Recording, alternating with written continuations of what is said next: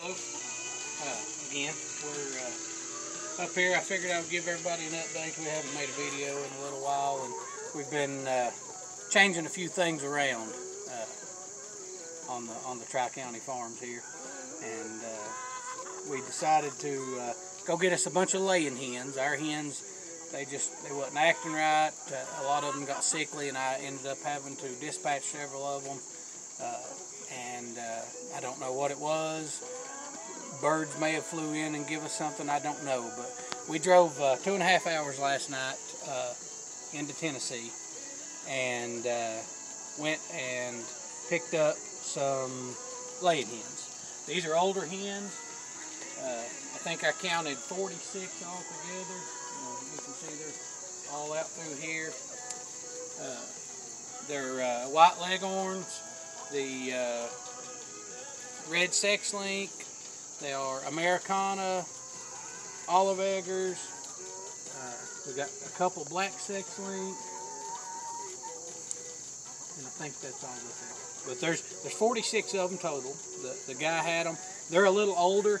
They don't lay as much, but as you can see, we just turned them loose. We went and got them last night. We got back about 1 o'clock this morning, and I left them in the cages that we hauled them back in. Had plenty of ventilation. They were okay. And this morning I came up before we took our children to school, and I put all the chickens out into our rabbit pens because I really didn't know how many there was. We got there. The guy said there was around 50, and they're all good, fat, healthy chickens. So I come up this morning, put them in there, counted them, separated them to see how many reds and how many whites, Americanas and so forth. And we got them this evening. We clipped all their wings, cleaned them all up.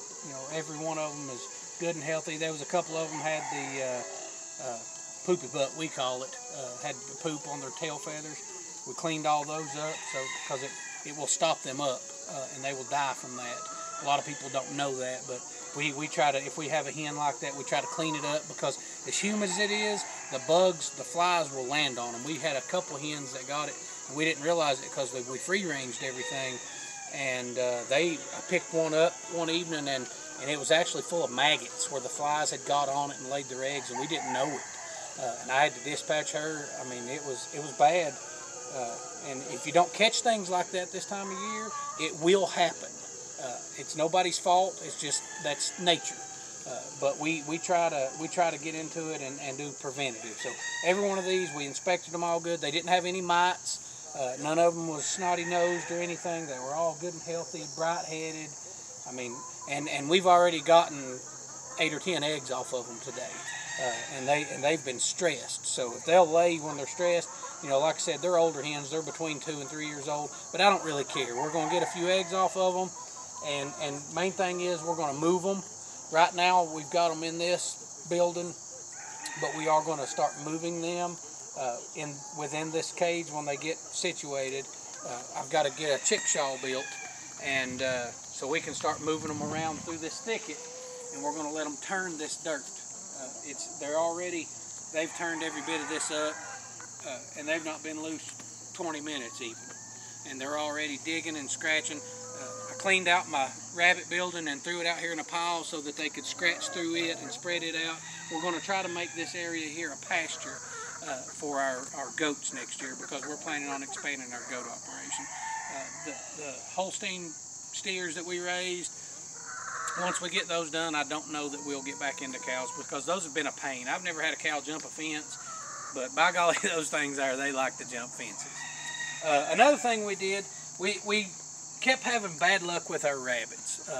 Every one of them, they wouldn't breed when we wanted them to. They wouldn't have babies the right way.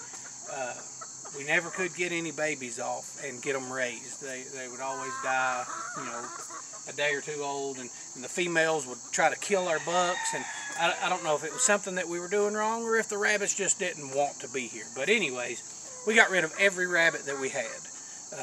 I told my wife, I said, let's just get rid of all those, and we'll find a breeder that breeds the New Zealand Reds, because that's the rabbits that we like, and we'll go there and buy us a trio, and we'll start over. you know, it's a pain in the hind end to start over with everything, but the infrastructure's already here. We just had to get the breeding stock back. We already had our cages and everything set up. You know, we didn't tear those down.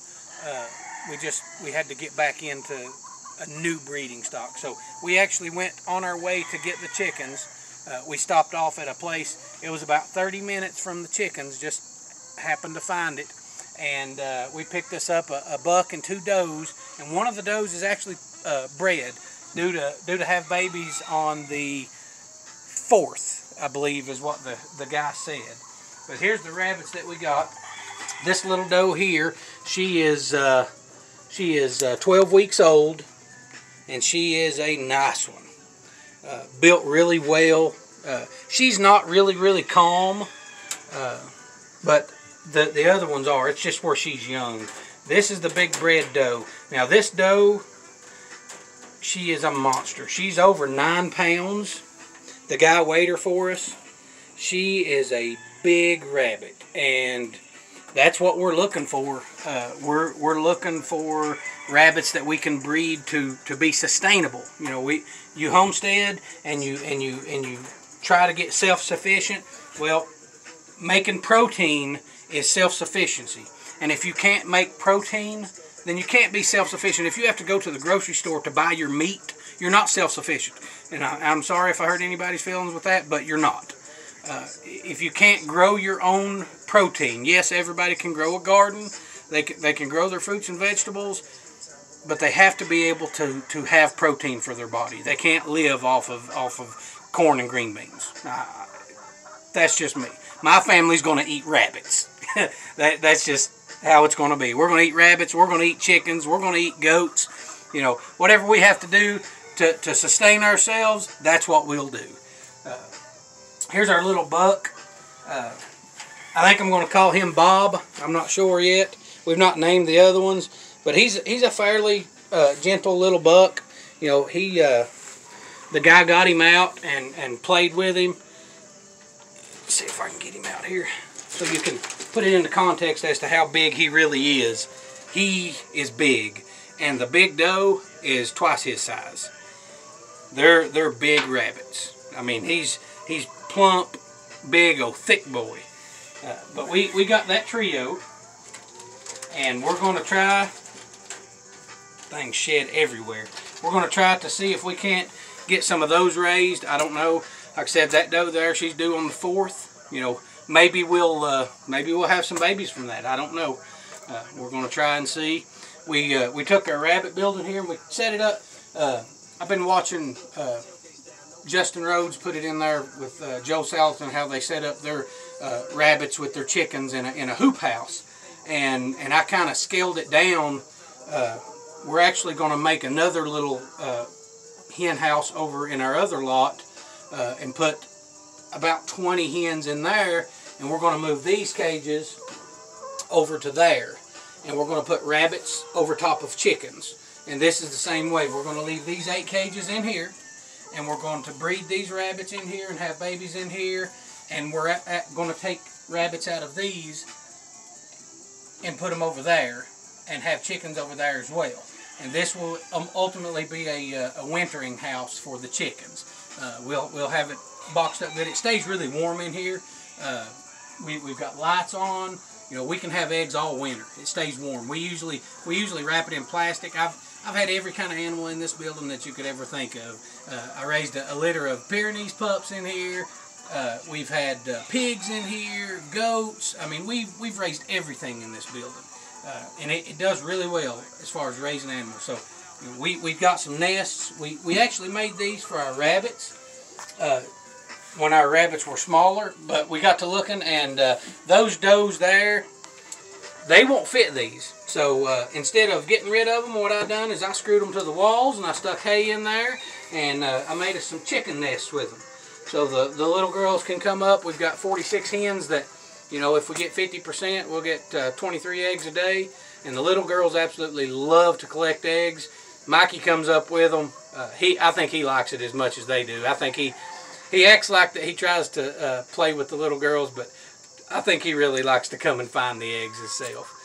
So hopefully we can get that going and get these rabbits to have some babies for us. I mean, we're gonna try. And if that fails, if we can't do it with these 3 here, then we're just gonna have to find another way. You know, that's just one of those things. The next video too, Cleo. Yes, and we've got a goat. My wife just reminded me. I forget things when I'm in the mood of talking about something. I forget other things, and we've got a goat that's actually in labor right now. We call her Cleo. She's a little pygmy goat, and she's big. I'm hoping. Last time she had 1 male, and my wife actually had to help her have the baby, and it was Jemison. If the people that bought him is watching, she had him, and my wife had to help deliver him because he was so big that he got stuck. He was bigger. We had babies that was 2 weeks older than him, and he was bigger than they were whenever he was born. But we're hoping that she has a couple, maybe 3 in there this time. And we're going to try to put the little baby Jewel in with her. Hopefully she'll take it, because we really don't want to bottle raise one, but we will if we have to. I mean, we're not going to let it die just because. We'll do what we have to do. It's a pure Nigerian dwarf. My cousin actually gave it to me. He just out of the blue message. You know, his doe had 3, and she rejected that one. She kept the 2 boys and rejected the female.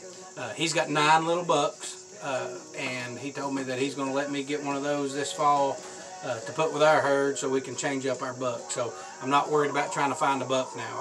I was trying to look around to see where we was going to get a buck from to replace Lupe, but we'll just get that one, and we'll put the Nigerian dwarfs back in with them instead of the pygmy.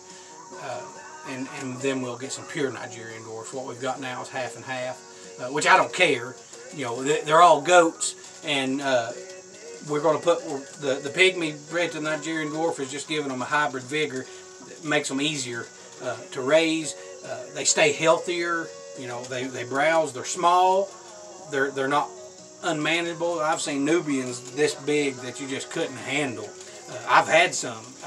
I put up a 6-strand electric fence with barbed wire and cattle panels and everything, and I could not keep them son of a guns in. They went over to my neighbor's house and eat apple trees, and I had to pay for them apple trees. They were $55 a piece, and they eat like 13 of them.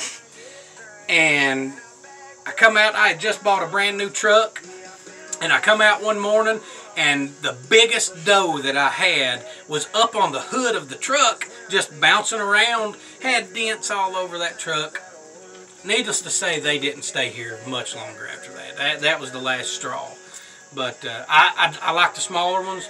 They stay in really well. Lupe gets out sometimes, but he just wants to be with the boys. He wants to go with the steers, wherever they're at. We try to keep him in with them. We've actually got him turned in with our does now to breed. We like to have January, February babies, and our does should be coming about in heat about any time. So, you know, they may be a little early, but we've got a barn up there with heat lamps just like we did last year. It got cold after the babies was born, but the heat lamps kept them good. So that's how we're going to do that. You know, we'll keep y'all updated, and we appreciate you watching.